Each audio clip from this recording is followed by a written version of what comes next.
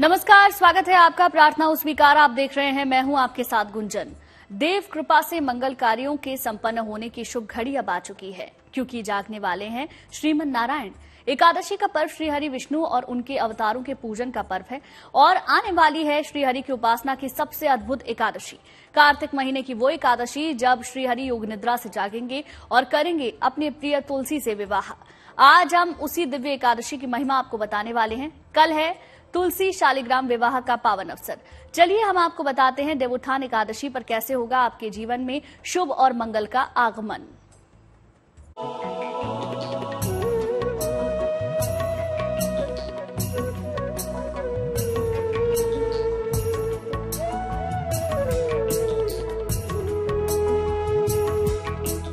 योग निद्रा से जागेंगे जगत के पालनहार।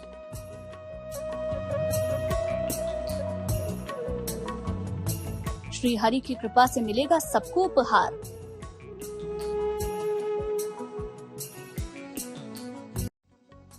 बजेंगी शहनाइयां, शुरू होंगे शुभ संस्कार।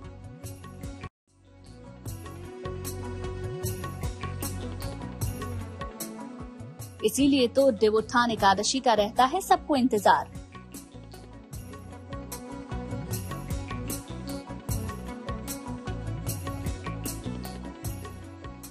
जब होता है सारे जगत का उत्थान, परम पिता परमेश्वर की कृपा से होने लगता है मंगल कार्यों का आरंभ।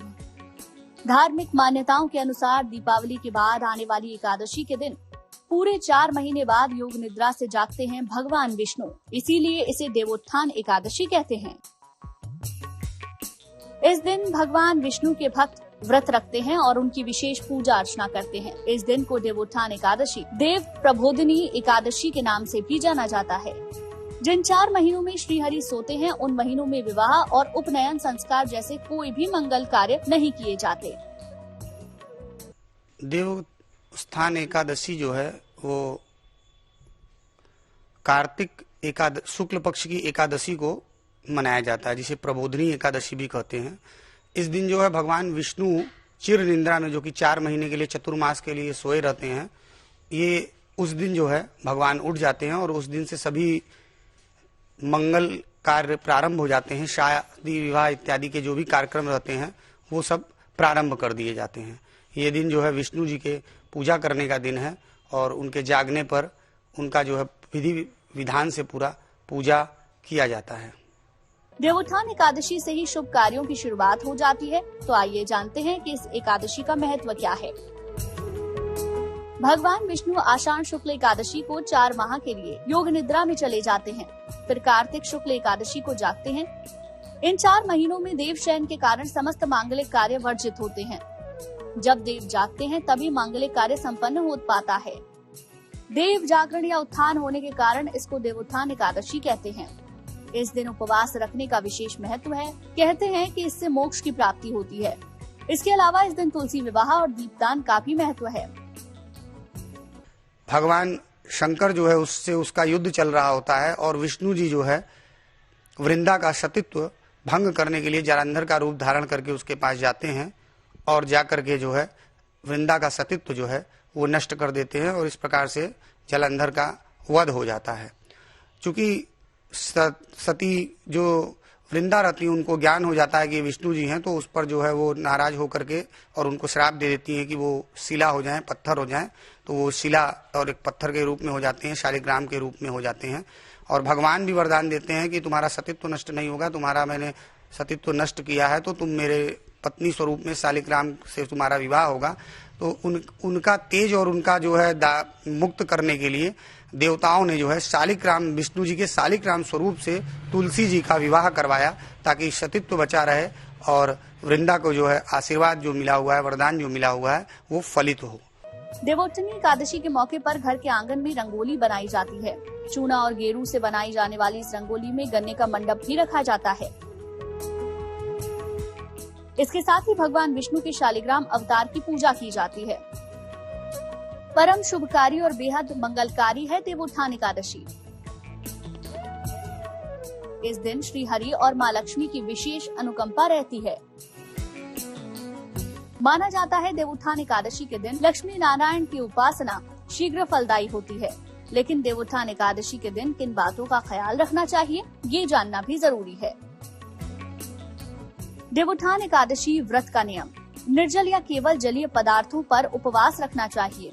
रोगी, वृद्ध, बालक या वयस्क व्यक्ति केवल एक वेला का उपवास रखकर फलाहार करें। अगर ये भी संभव ना हो तो इस दिन चावल और नमक नहीं खाने चाहिए। भगवान विष्णु या अपने इष्ट देव की उपासना करें और इस दिन ओम नमो भगवते वासुदेवाय मंत्र का जाप करना चाहिए। जैसा कि मैंने बताया कि इस दिन श्री हरि जो है वो चिर निद्रा में सोए रहते हैं। राजा बलि को उन्होंने आशीर्वाद दिया था जब 3 लोग उन्होंने 3 पग में नाप लिए थे, तो उन्होंने कहा था कि मैं तुम्हारे पास निवास करने के लिए आऊंगा, और उसी निमित्त जो है वो पाताल लोक में चले जाते हैं श्री हरि, और चतुर्मास में 4 महीने तक वहीं चिर निद्रा में सोए रहते हैं। तब तक सभी मांगलिक कार्यक्रम बंद रहते हैं और सत्ता जो है वो एक तरीके से शिव जी के हाथ में रहती है। और इस दिन भगवान वापस जो है अपना पदार्पण करते हैं और वैकुंठ में क्षीर सागर में प्रस्थान करते हैं और पुनः जो है इस संसारी रूपी सत्ता को चलाने के लिए कार्य को प्रारंभ करते हैं। कहते हैं श्री हरि की कृपा जिसे मिलती है उसके जीवन में खुशियां ही खुशियां बरसने लगती है। इसीलिए देवोत्थान एकादशी पर व्रत, उपवास और पूजन करके लक्ष्मी नारायण को प्रसन्न कर लीजिए और मांग लीजिए खुशहाल जीवन का महावरदान। देवोत्थान एकादशी पर श्री हरि के शालिग्राम स्वरूप की उपासना से जीवन की हर बाधा दूर हो जाती है। कल है देवोत्थान एकादशी का परम शुभ व्रत, इसीलिए आज हम आपको एकादशी पर श्री हरि की उपासना की सबसे उत्तम विधि बताएंगे और साथ में बताएंगे तुलसी विवाह की महिमा। गौर से देखिए।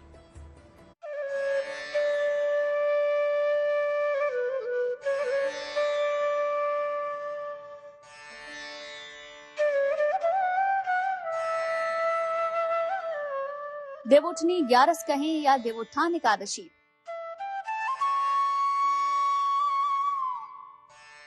शुभ तिथि से दूर होगी जगत की उदासी।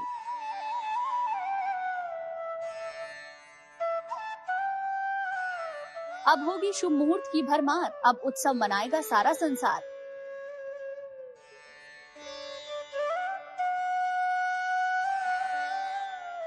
चाहे करना हो विवाह, गृह प्रवेश या उपनयन संस्कार,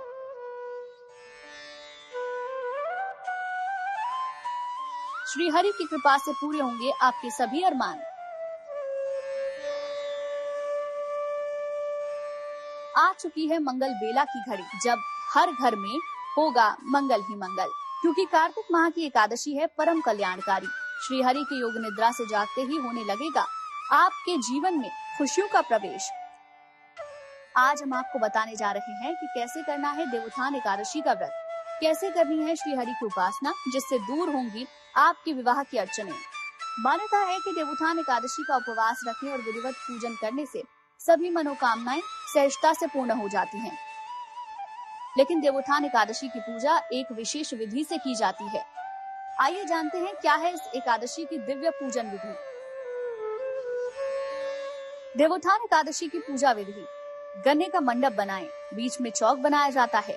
चौक के मध्य में चाहे तो भगवान विष्णु का चित्र या मूर्ति रख सकते हैं।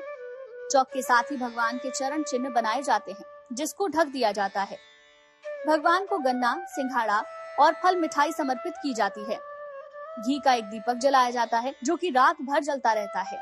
भोर में भगवान के चरणों की विधिवत पूजा की जाती है। फिर चरणों को स्पर्श करके उनको जगाया जाता है। इस समय शंख, घंटा और कीर्तन की आवाज की जाती है। इसके बाद व्रत उपवास की कथा सुनी जाती है। इसके बाद से सारे मंगल कार्य विधिवत शुरू किए जाते हैं।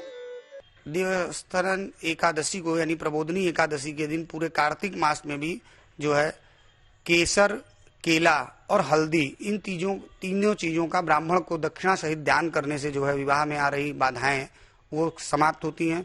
इसके अलावा एक विशेष उपाय होता है कि जब तुलसी विवाह किया जाता है तो तुलसी जी को लाल रंग की चुनरी ओढ़ानी चाहिए और साथ ही साथ तुलसी जी के जड़ में जो मिट्टी लगी होती है उस मिट्टी को निकालकर अपने मस्तक पर लगाना चाहिए। ऐसा करने से और साथ में ओम नमो भगवते वासुदेवाय इस मंत्र का जाप करते हुए मिट्टी को अपने मस्तक पर लगाना चाहिए। ऐसा महा उपाय करने से निश्चित ही जिस व्यक्ति का विवाह में विलंब हो रही है उसका विवाह अतिशीघ्र हो जाता है और दाम्पत्य जीवन सुखी और संपन्न होता है। इस व्रत के शुभ प्रभाव से शादी में आ रही रुकावटें दूर होने लगती हैं और शुभ विवाह का योग जल्दी बनता है। तो आइए जानते हैं इस एकादशी कैसे करें शीघ्र विवाह के उपाय। शीघ्र विवाह के महा उपाय। लाल या पीले रंग के वस्त्र धारण करें। शालिग्राम को स्नान करा के उनको चंदन लगाएं। उनको पीले रंग के आसन पर बिठाएं। फिर तुलसी को अपने हाथों से समर्पित करें। प्रार्थना करें आपका विवाह शीघ्र हो जाए। ये उपाय परम शुभकारी है, इसीलिए इस शुभ एकादशी के महामुहूर्त का लाभ उठाइए। इस दिन श्री हरि का ध्यान कीजिए और एकादशी व्रत के नियमों का पालन कीजिए। साथ ही कुछ विशेष बातों पर ध्यान दीजिए। देवोत्थान एकादशी पर क्या ना करें। देवोत्थान एकादशी के दिन गलती से भी तुलसी न तोड़ें। देवी तुलसी को लाल चुनरी भी जरूर चढ़ाएं। तुलसी के नीचे दिया लगाएं। इस दिन चावल का सेवन ना करें।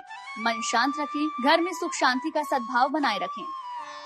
इस दिन देखिए देवस्थान एकादशी को, जो कि प्रबोधनी एकादशी के नाम से भी जाना जाता है, उसको करने के एक दिन पहले यानी 10वीं वाले दिन से ही आदमी को शाम के समय सात्विक भोजन और आहार लेना चाहिए, ब्रह्मचर्य का पालन करना चाहिए और एकादशी वाले दिन उठ करके सुबह जो है भगवान विष्णु का ओम नमो भगवते वासुदेवाय इस मंत्र का मन में जाप करते हुए सभी कार्य को अपने संपन्न करना चाहिए। उसके पश्चात भगवान विष्णु और माता लक्ष्मी इनका जो है पूजन करना चाहिए और पूजन में तुलसी पत्र को जरूर अर्पण आज के दिन करना चाहिए और शाम के समय जो है तुलसी के पास दीपक जलाना चाहिए और उसके पश्चात जो है तुलसी विवाह संपन्न करवाना चाहिए।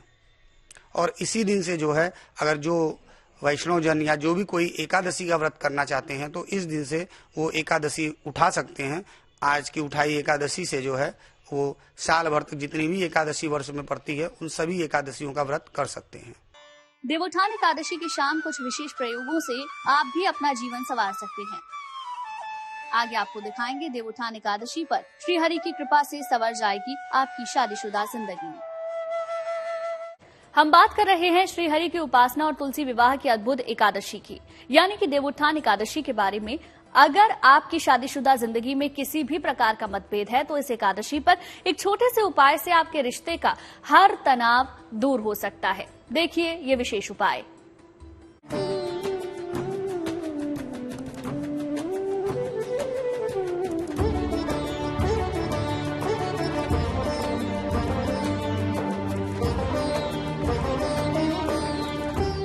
देवोत्थान एकादशी का दुनिया करती है इंतजार, क्योंकि इस तिथि से विवाह की बाधा का अंत होने लगता है। आपके वैवाहिक जीवन में मिठास आने लगती है। देवोत्थान एकादशी की तिथि पर महा उपाय करके कर्ज से मुक्ति और उत्तम सेहत का वरदान भी पाया जा सकता है। पौराणिक मान्यता है कि देवोत्थान एकादशी पर शालिग्राम रूप में भगवान विष्णु का मां तुलसी के साथ विवाह करवाया जाता है।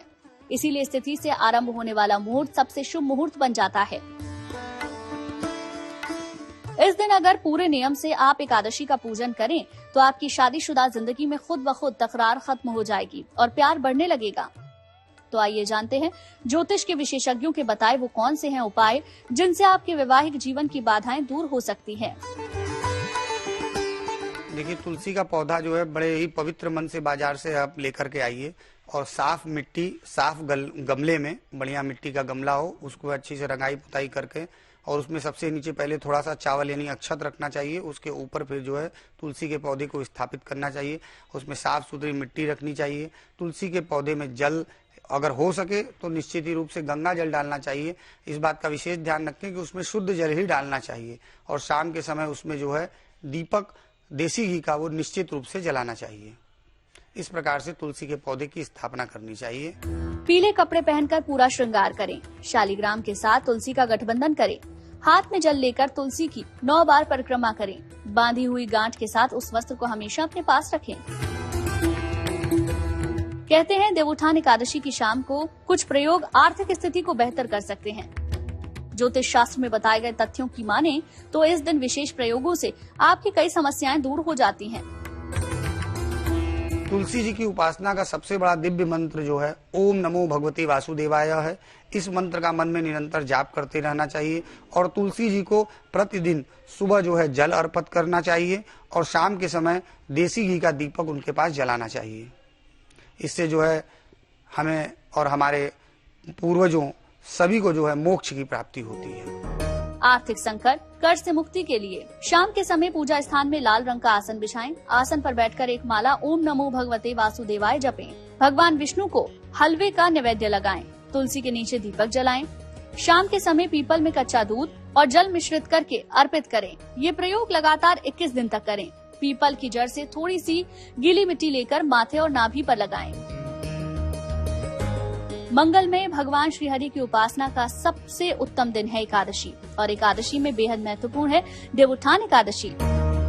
तो इस महाचमत्कारी एकादशी के शुभ संयोग पर करिए ये उपाय और जगाइए अपने रिश्ते का भाग्य।